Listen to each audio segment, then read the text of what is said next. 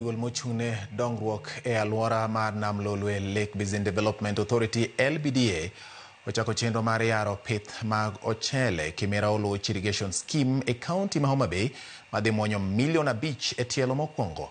Chenro makamano geto puothe ekas 2,700 ma ibiro puri ochele gi dwaro mar medo kwan mag ochele mawuok Kimera Oluoch ma bende okwako kar chung'od bura ma Karachuonyo gi Rangwe kaunti ma Homa Bay. Jopur ma 1,400 osebedo katimo pur mar ochele bwo chenro mar Kimera Oluoch, chenro momako kar chung'od bura ma Karachuonyo kod mano mar Rangwe, kendo gisebedo ka giyudo sir kuom sirikal kokalo e duol mochung'ne dongruok e alwora mar Nam Lolwe Lake Basin Development Authority. Kaka yor medo bero chenro mar pur ochele e Kimera Oluoch Lake Basin Development Authority koro chako yanga chenro mar medo yaro pur mar ochele e alworano mageto puothe ekas 2,700 e tielo mokwongo mar chenro no ma bende dhi muonyo milion 5.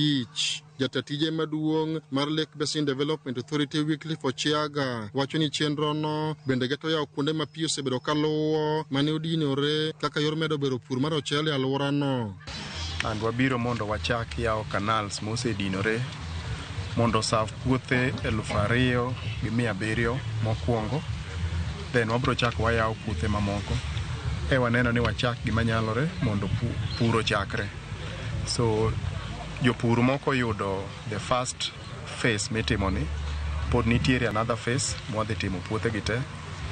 Dwaro wa en ni kwatieko puothe ma Kimera Oluoch wang'iyo chiegni eka 10,000. So jopur te manigi puothe kaendi by next year dwe mar 6 puothe te dhi bedo gi pi.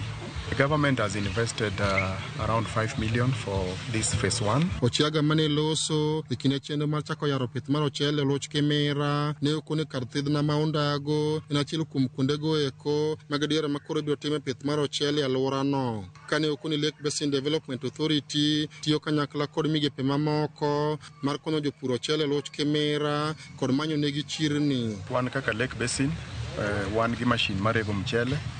Partners wama iluongo ni Green Tech bende nigi mchendgi miluongo ni Samurai. So gin bende girego mchele. So mchele mwadhi nyuolo ka chiro mar mchele nitie.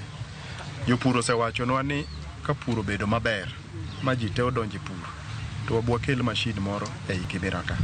So wan bende wa challenge gini wakungo ane kaka pur no timore mondo wakel machine ei Kimera ka. Wadwaro ni by the time watimo the first harvest bang efforts mwaketo gite puodho achiel eka achiel gol kata mana tan 4 kata tan 4.5.